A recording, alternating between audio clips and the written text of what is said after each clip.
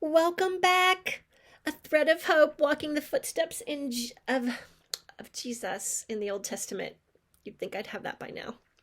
I'm so glad you decided to join me one more time for walking these footsteps with Jesus. And we have walked through Deuteronomy.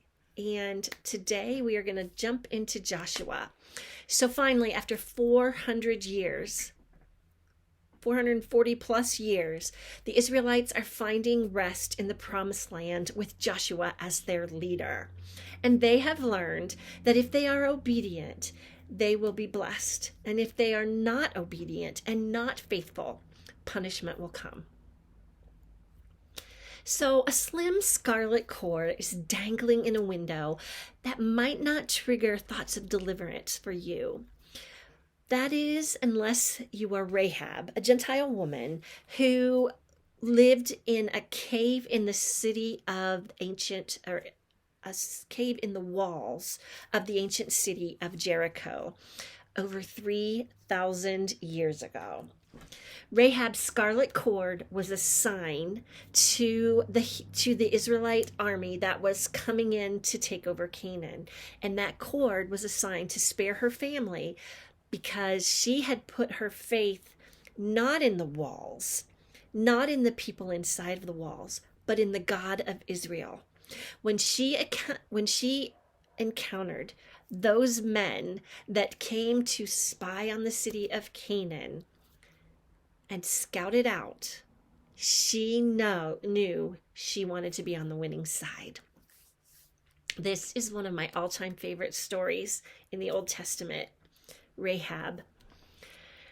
She's from Canaan, and she already trusts in a God that she can't know very well, but she's seen things and she's heard things, and she knows he is the one true God.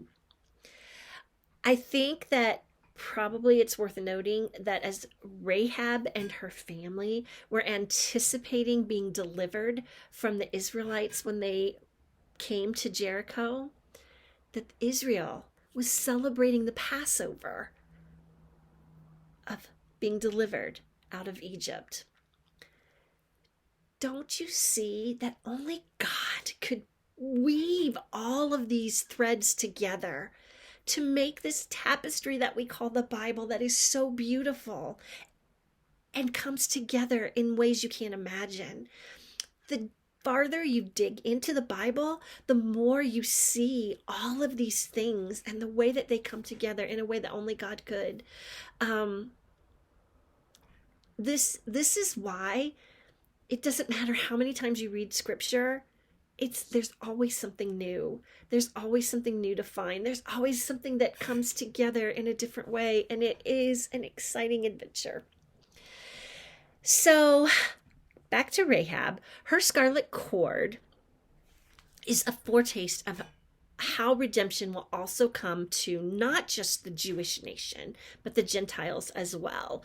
And Rahab's faith was so great as a Gentile that she was rewarded in two areas of the Bible that you don't see many women. One of those is in the genealogy of Jesus in Matthew. There's only 5 women that are named there, and Rahab is one of them. And she's not an Israelite. And one of those is Mary, too.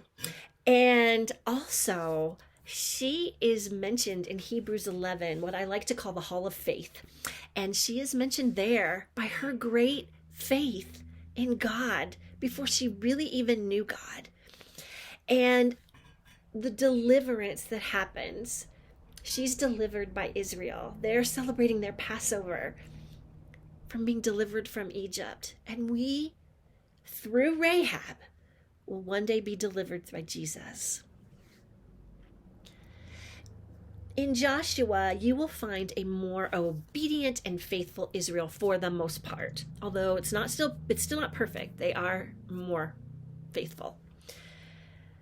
They find that rest that they're talking about in Hebrews. In Hebrews, you will find, for if Joshua, the rest that I'm talking about is the rest that they find in Joshua, with Joshua as their leader in the promised land, and then reading in Hebrews. For if Joshua had given them rest, God would not have spoken later about another day. There remains then a Sabbath rest for the people of God. For anyone who enters God's rest also rests for their works, just as God did from his. Let us therefore make every effort to enter that rest, so that no one will perish by following their example of disobedience. The Israelites have found a temporary rest in Joshua. We have found a permanent rest in Jesus.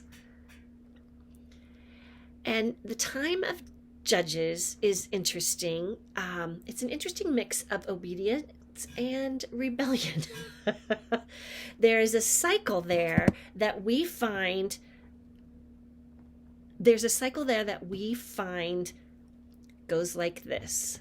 There is sin. They have sin, and then they have servitude, then sorrow, and then supplication. They sin. God allows them to be oppressed in some way. They're sorry, and they're sorry that it happened, and then they petition him for forgiveness. It's a cycle that happens over and over, and when it happens, God raises up a judge. So they are not completely done with everything that with being disobedient. In his infinite mercy and grace, God raises that judge up to lead them out of whatever predicament they got themselves into.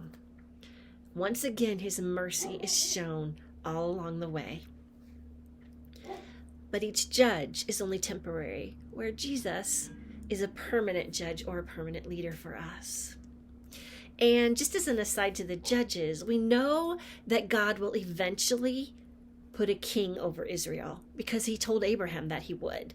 It's not necessarily what he wants, because he wants to set Israel apart, and he wants that relationship with them, and he wants them to come to him, not a king.